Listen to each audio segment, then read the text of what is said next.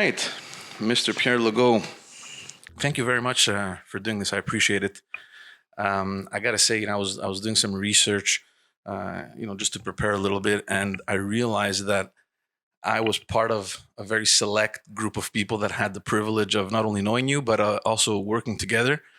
Obviously, not directly. I didn't work here, but on different projects. And I gotta say, knowing everything that you've accomplished, which of course we're going to talk about, I feel very privileged to have had that opportunity over the last 11 years.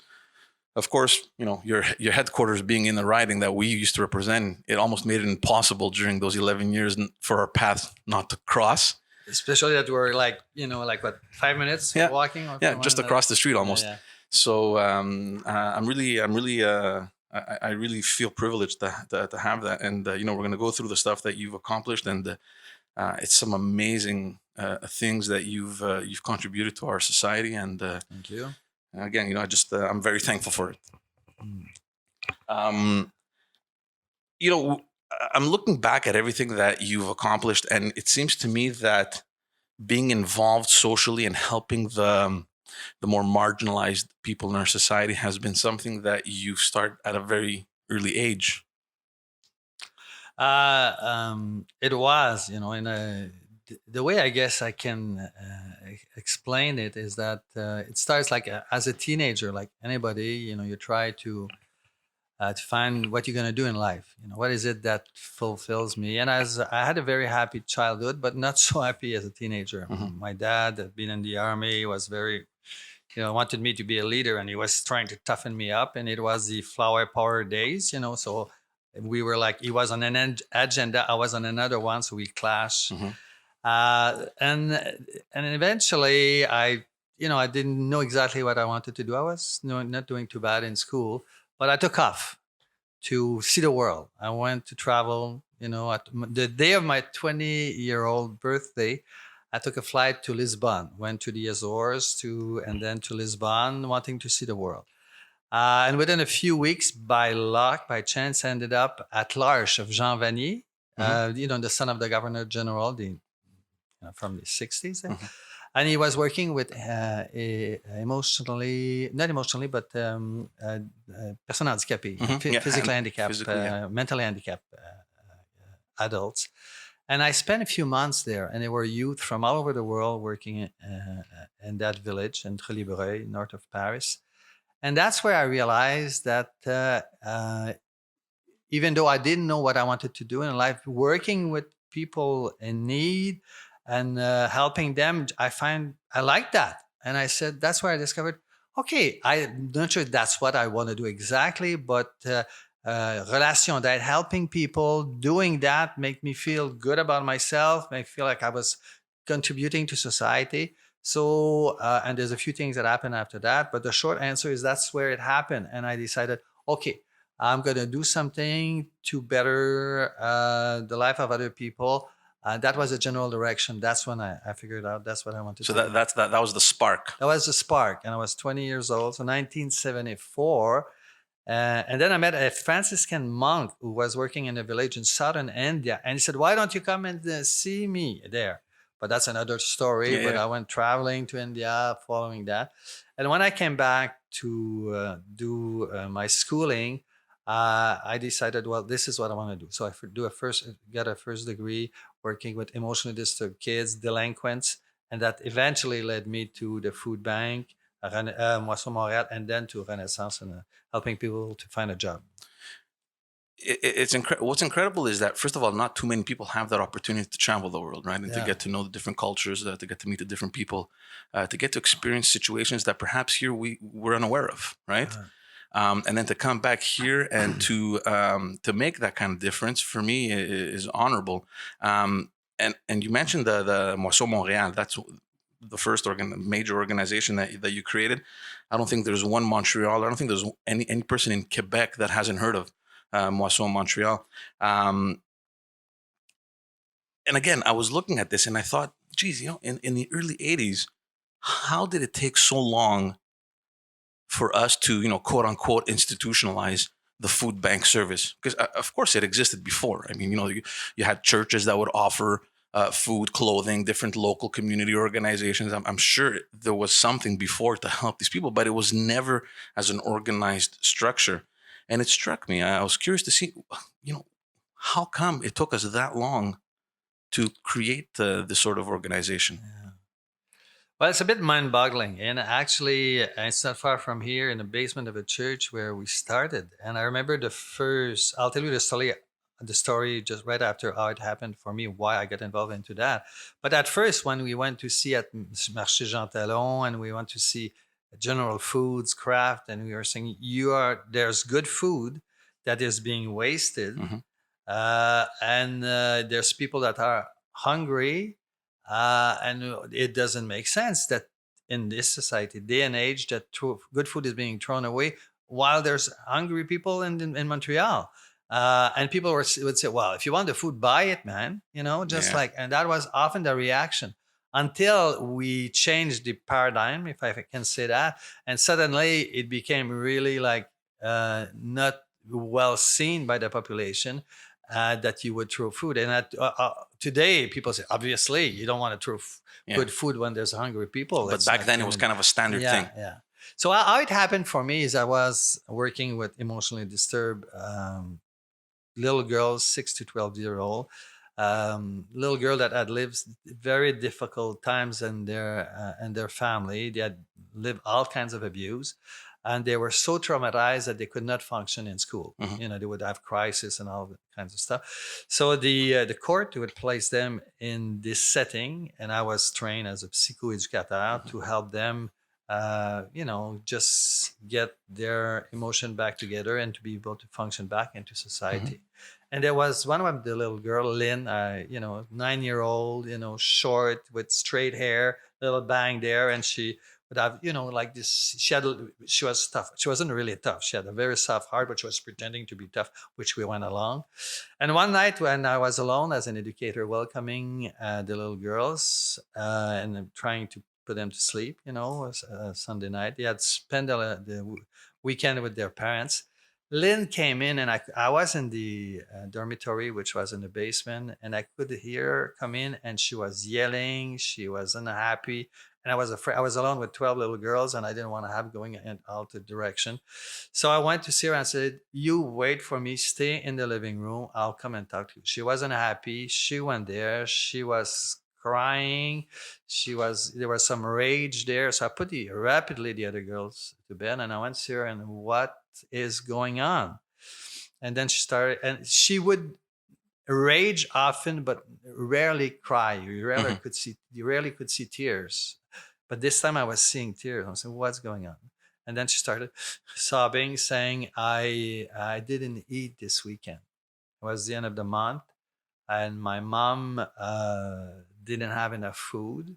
And then the gate opened, and and the cry, and she said, "My mom sold my bed."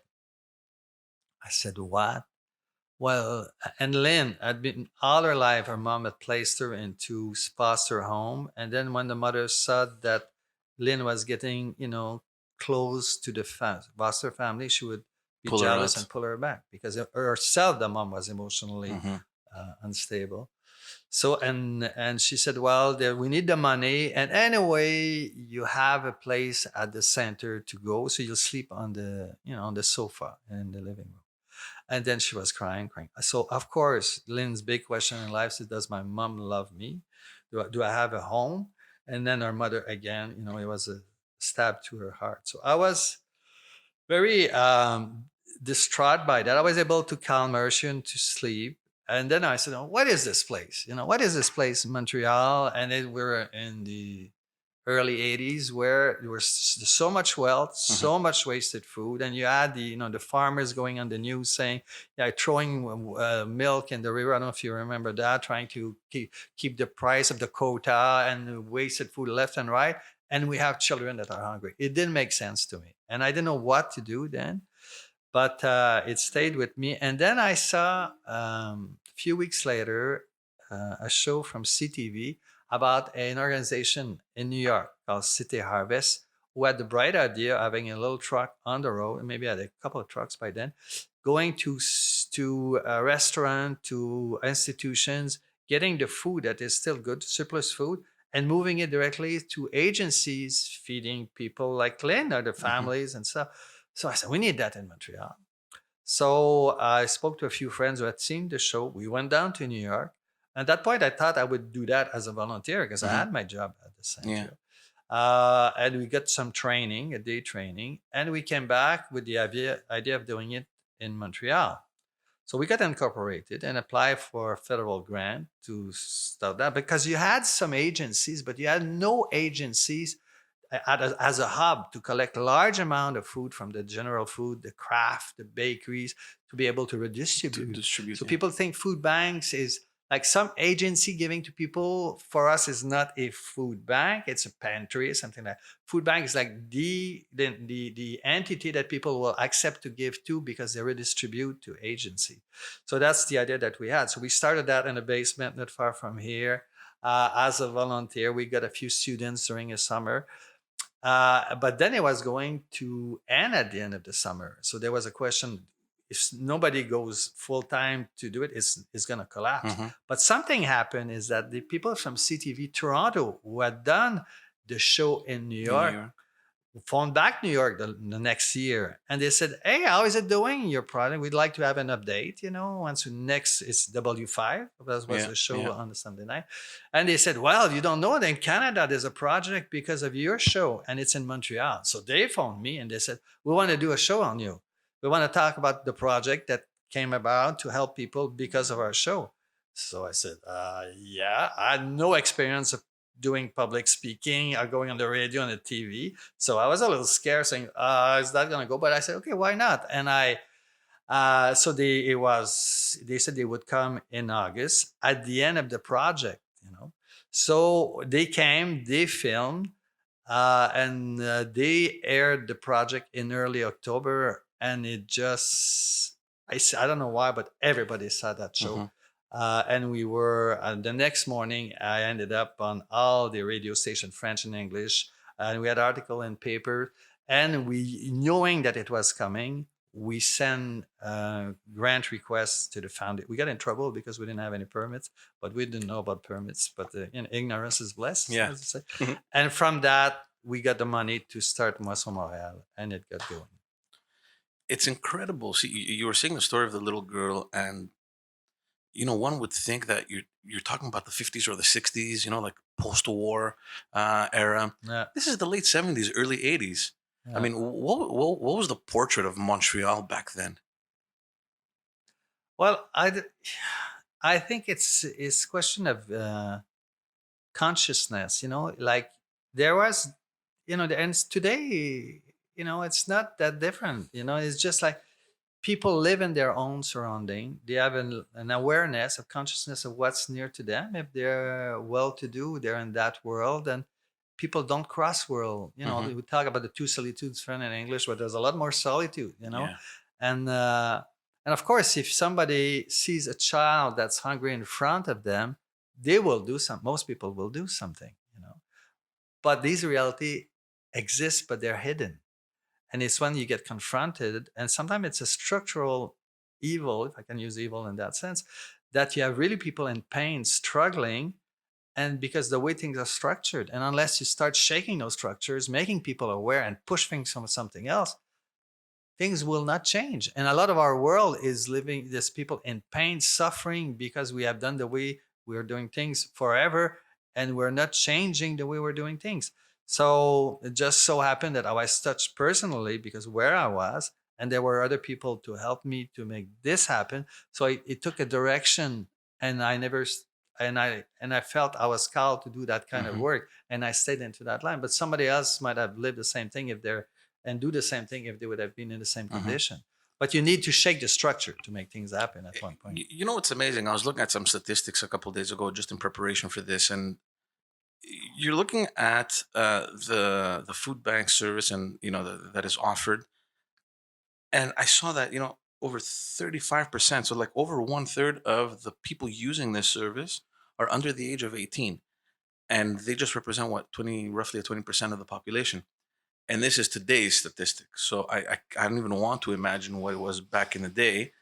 And we're looking at this, and one would probably imagine that it's gotten better from what it used to be. I mean, when they're showing that statistic, you're like, okay, I mean, we're living in 2019 now. It probably got better, but it's still a bad number to have. Yeah, yeah, yeah. Well, the problem of poverty in Canada or worldwide, but is really very much a question of choices. Because an argument could be made, and that food banks should not exist. The wasted food should be picked up, should be reused, but having people depend on food banks, it's far from being the best answer Of course. we can have. And there's countries that are trying to, help people get out of poverty. And it's poverty, it's insidious. Once somebody is in a situation of poverty, often it's not one or two factors that they're not working. It's like the whole is a health situation. They're There's like a chain reaction of events. and getting people out. They might have some problem with their health. They might have judicial problems. So if you want to really, there's a whole society and is structured in such a way that unless there's a concerted effort, there's a action plan over many years, you will not do it. And so we're still with that situation because there's a lack of awareness that it can be done, but it can be done. And people working are seeing the leverage in how things be done. And one of the reasons why I stepped out of Moisson Montreal to start Renaissance is that I knew the need for the food bank. And from Moisson Montreal, now there's 20 Moissons across Quebec. It's the Moisson concept, which was called actually Montreal Harvest Moisson Montreal at first, but they kind of dropped the name. But that's how we really wanted it, to touch both sides of the population. But I suppose it's okay now.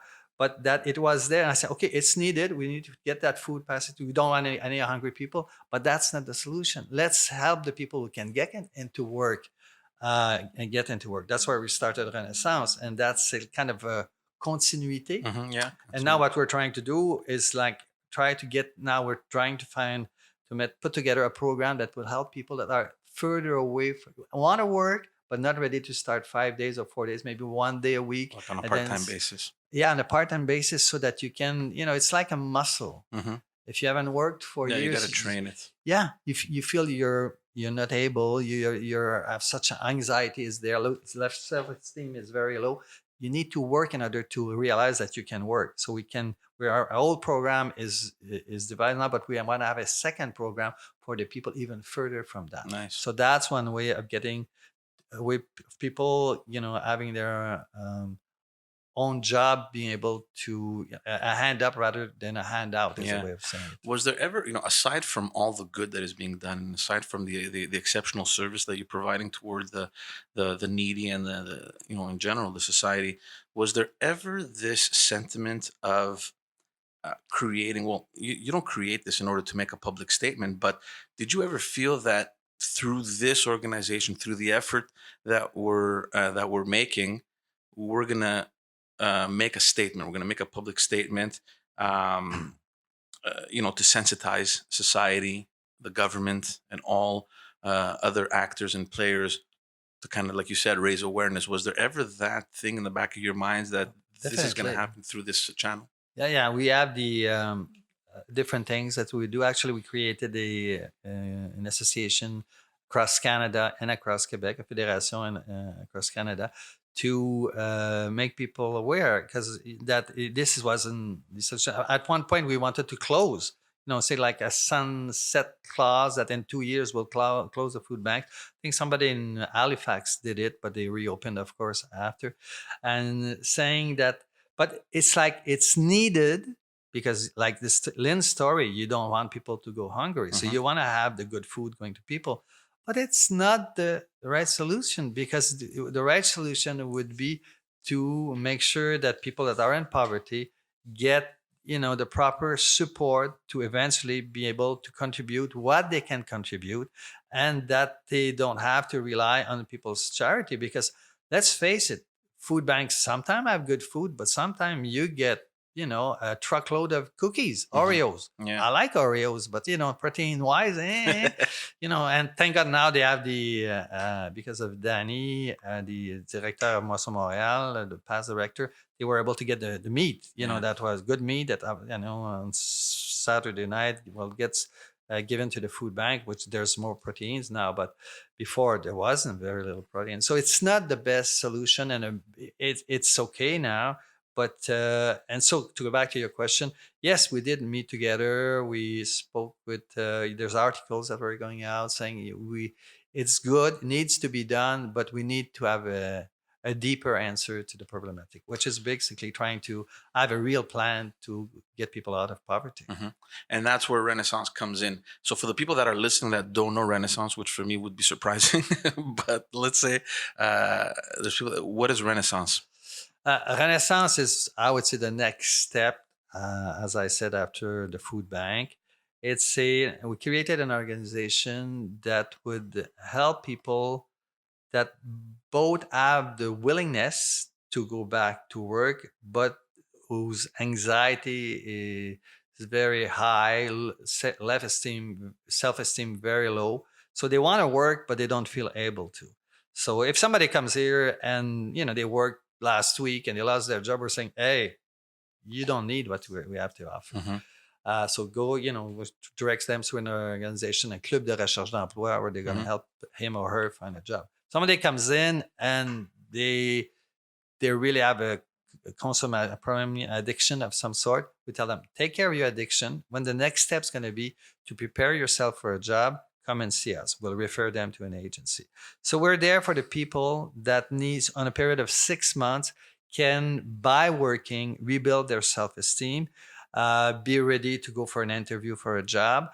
And we have a program by which we place about 250 people through that 6 months back into work every year. Mhm. But we have a second program which we started 3 years ago, which now it's another 500 that we place, but that is financed by our own revenue as an organization. Mhm. In each of our store, there's somebody in a little office that any customer to our in our store can go and say, I don't have a job, I need a job, can you help me to write my resume, can you point me to a direction, where can I find a job? And there's 500. So together we place about 750 people back into the community through work, and maybe 25 of these people are going back to school every year. So Mhm. that's basically what we do. It's interesting what you're saying about auto finance because, and I've worked with a lot of organizations, as you know, and the main issue is funding. And to be able to figure out a model that is sustainable without necessarily having to depend on either government grants or private donors or that kind of thing. It's really a very unique model that you have with Renaissance. See, what happened is that as the director of the food bank in Moisson Montreal, I had to spend more than half my time, and that's what you're referring to. People Looking for from, funds. of Yeah. course, and then you would have the flavor of the month of this foundation. So you would have to skew, I guess the Yeah. word, your program towards this direction because they like this kind of way of doing Yeah. things, and then you would have to, and not necessarily because that's what you knew you had to do to help the people. So once we talked about Renaissance, I said, we have to do things in different. I want to create this organization, but I don't want to be dependent, even though it's going to take us a year to be self-sufficient. And it became a question of being, we're asking people to become autonomous, but ourselves will be totally dependent. It didn't seem to make Yeah, sense. Like, let's have some integrity here. If we're going to ask people to, get off and, start doing things on their own, become autonomous and have the pride of doing that, let's do You're it showing the ourselves. example exactly. Showing the example. So what we did, we looked around. We looked at in Europe, in France, there's a model where you help people through an economic activity, which would be for us, collecting and reselling used goods. So part of your staff, as you're doing that, are people who haven't worked sometime in years, or people new to Canada. Because there's a lot of immigrants with us here, and we like it like that. So we're in a place, and we're doing integration also into the community. So that was the model that we had. So let's have part of our staff, or sure, we're going to be with them and helping them to regain that self-esteem and also get some competencies so that they can find a job after. But we looked also for an economic model that would generate some revenue and that over time would bring us to a high level of self-sufficiency. Mm-hmm. And we found a goodwill model in the States, which is basically collect used goods, clothing, but everything else too, books, shoes, pots and pans, dishes, tools, whatever you think, some furniture too. And we brought that in and we made an amalgam. We fused the two models together and that became Renaissance. And today there's more than, I think we have 8 or 9% that's a contract with Emploi Québec.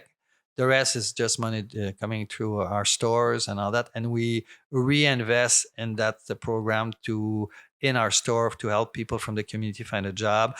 And we're going to get out of Montreal. We're going probably, we was trying to sign a lease in a city which I can't name now because it's not done, but it should be done soon. So, and we're getting phone calls from all over the province saying, we want you. Yeah. And we're working with 50 other nonprofit agencies that supply us with goods, which we pay. And then we're realizing we can have a whole network across Quebec and be kind of the locomotive, like the engine of l'économie sociale, social economy, and being able to re-give, where population give us some clothes or give it to agency, we pay it back. So we're in a different neighborhood and we're helping people get back into the workforce. So it's a nice model, and we got we think there's a lot more we can do than what we're doing now. For sure. I mean, just to go over the numbers, there's like 14 stores. You have 21 donation centers. You have 10 bookstore / donation centers.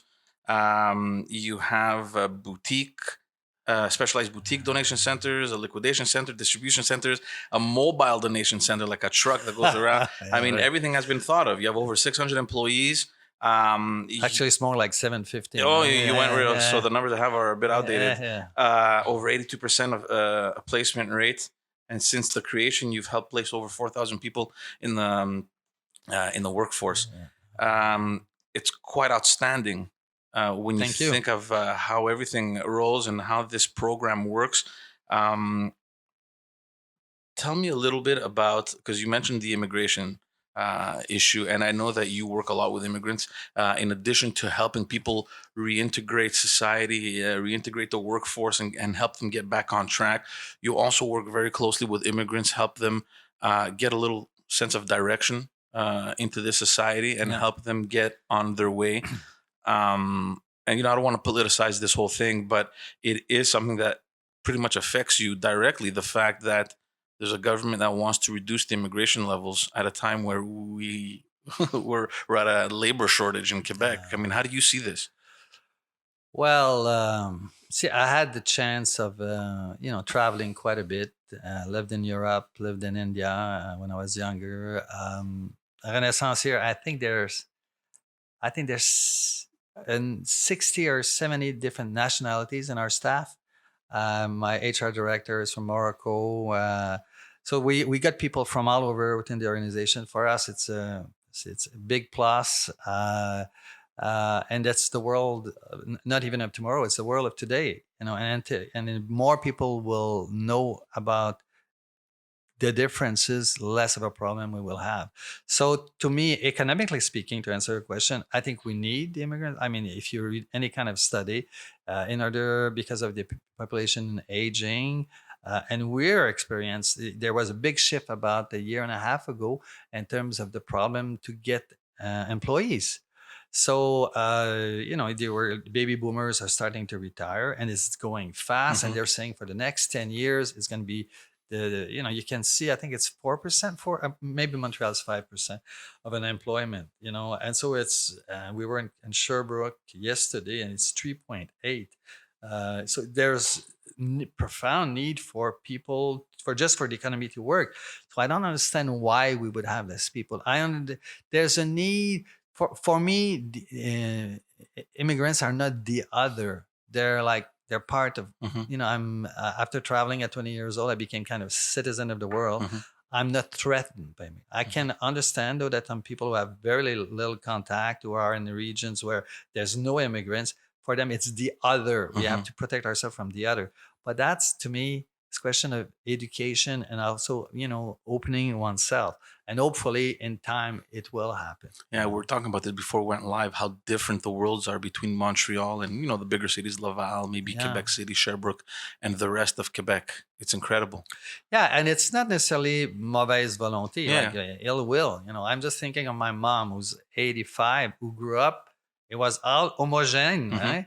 And with talk to you, and I'm just, often we have those conversation about how the world is different, and it has to be, this joy of living together. Not only tolerance, Mhm. never mind tolerance, but understanding the beauty of, of being with different culture differences, and this is, and she comes along and that, but that's what we have to do. And this is happening actually not only in Quebec, it's happening worldwide. Mhm.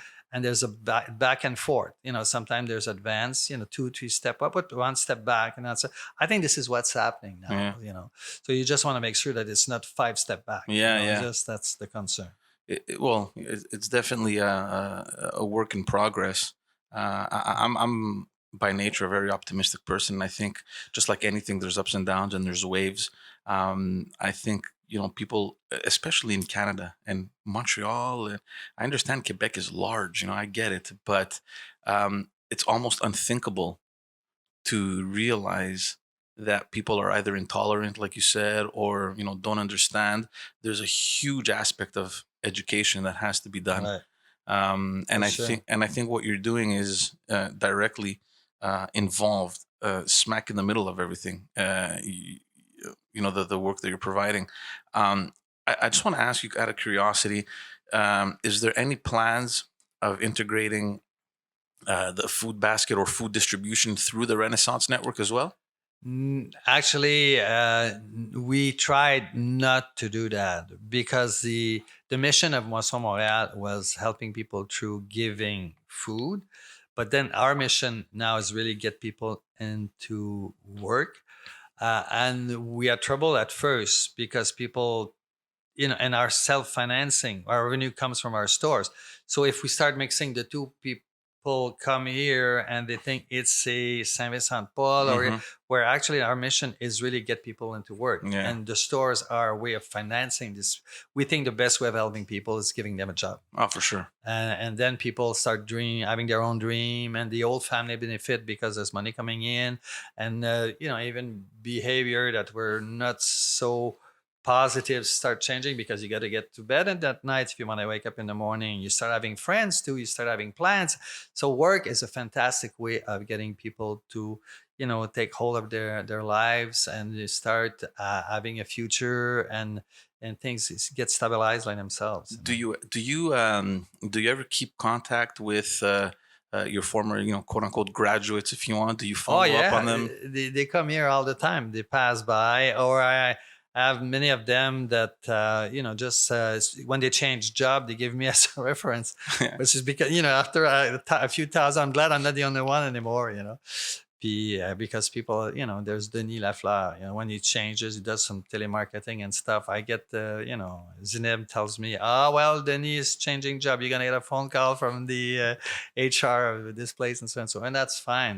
That's I want to talk to you, and we're going to close this up about entrepreneurship because it seems to be, I don't want to say a trend, but I've witnessed more and more people becoming entrepreneurs, starting businesses. A lot younger people are becoming self-employed, and it just seems as though because there's you know uh, social enterprises such as this that are becoming more and more popular. Some of them are very profitable, even they're very successful in terms of economically. There seems to be this kind of wave of new entrepreneurs start getting into the sphere of social, the social economy. How do you see this? Is this something that, in your point of view, is a positive thing, or should people, rather than directing themselves where quote unquote the money is, they should maybe have that social awareness first, like you did? I mean, you got to learn the issues, you got to travel the world, you knew exactly what the needs were. Is there a clash between the trend of starting this sort of enterprise and, the social awareness of what it actually takes? That's an interesting question. What I know is that for the past at least 10, 15 years, if not a little more, there's been worldwide a trend for social entrepreneurship. Hmm. It happened in Africa, it happened in South America, it's certainly happening in North America. And the reason why often is that people were waiting for a solution that wasn't coming to the problems. It didn't come from corporation because corporation is there for their own goal of generating, more value for their shareholders. So social woes or difficulties are not their concern. They contribute sometimes, but not than that. And governments often didn't have the funds or way of doing it. So eventually, some citizen I said, "Hey, wait a minute. I mean, we have some intelligence. We can use resources." So different kind of projects started happening. Either people finding repairing computers, getting them to school. It wasn't government. It wasn't corporation. And then some people, like in Africa, about AIDS, started organizing the grandmothers to help the children of the parents that had died of AIDS. And so this old movement of social entrepreneurship took a big development, and Ashoka, which is supporting young social entrepreneurs, started too. And that is, to me, a wonderful positive trend. It's not only corporation or the government. People can do things, and I think we've seen. And with the internet, it becomes much easier. New concepts are arriving. The world is changing rapidly, and to me, I like that. The other side of your question is that there's some people and some young people starting as social entrepreneurs, and and they're very celebrated because people think it's fantastic, and it is fantastic. The problem, though, and I don't know if that's what you're alluding to, but that I see is that they don't necessarily have the right training and exposure. And so they get celebrated in school as they're being trained over by a few people, and then they go into the real life, and then they burn out after 2 3 years because lack of training, lack of maybe of understanding the real issues. Because sometimes people working in the issues might not have the money or the other, the human resources to, but they have the answers. So I read an article on that was right on that young social entrepreneurs should spend times with people that are working with the issues to understand better what are the cause and what can be done before they start a venture. Because now there's money available with social impact capital, and there's different things available that were not there before. But once again, you need to understand what's there and have a good idea, test the idea, and then spend the time. And you don't do that over 6 months or a year. It's over a few years, and then you're going to have a real impact. Is there any other challenges you see in this industry? Like the social entrepreneurship or social economy sociale. What to me, of course, it's my world. I think it's the economy of the future. I look at the big issues that are coming up, that are there about climate change. Terrorism comes from inequalities, injustice, worldwide, economic injustices, and all that. So it's what we're trying to do in economie sociale, the social economy, is an economy that's at the service of people rather than people at the service of the economy, where you bypass, you externalize. I think one of the criticism I have of the economic system as it is now is that the human costs and environmental costs are put aside. They're excluded from the balance sheet. The government will take it. Well, it kind of work, and now it doesn't work anymore because if all the corporations of the world keep doing what they're doing and not going into this circular economy and start paying attention to what's happening to the environment, they're saying we have 10, 12 years. This isn't. We're going to be in 2020, 30, 31 demain. It's going to happen like that. So to me, we have to take into account, and that's what the model we're trying to do is just take into account not only generate funds to pay for the activity, the activity itself, collecting goods and selling it for reusing is a positive plus and social plus because we're helping people get back into work. We're not saying it's the only model, but we're saying, economy has to pay attention to the real issues. You're not in the world different. I mean, planet sustain, it's just like so obvious. The people, and if the economy doesn't look after what's going on, we're going to all be in much worse crisis within the next few years. How do you think you're doing in terms of awareness, in terms of sensitizing? I mean, you've been around for quite a bit. I mean, it was created in 1994. Obviously, things have changed since. Do you think there's more work to do? I mean, do you think you've raised enough flags to raise awareness, or where are we? To me, the world is changing to where the issues will force all of us on this planet to realign our values. It doesn't make sense to, now we have the fast fashion. You buy clothes that you can wear only 5-6 times because then they're out of shape, and so we're filling our. There was an article in La Presse this weekend about the thousands of tons of garments that end up in the landfill because they're not reusable. There's no recycling way of doing anything with those clothes, and that's true in so many ways. So the issues will force us. It's not just Renaissance doing it. I think it's worldwide. IKEA is saying we have to be a circular economy. Not our carbon footprint has to be reduced by I don't know what percentage by 2030 because they have a huge footprint of the transportation, the use of resources and all that. So I think it's a general trend, and we're going to be much better once we get there, and then we're going to enter into a restoration of the planet. But we're going to, because a lot of people are trying, there's more business to be done, but we're destroying the planet while we're doing that, and people are struggling. Well, it also helps when big players like that start getting into the conversation. When you have players like IKEA and other big players that are starting to talk about that, it definitely helps. It is. What's in it for the future? Any new endeavors on the horizon? Well, I'm no longer the CEO. I know, but you're still here, so it's very difficult to part the ways. It is. It is.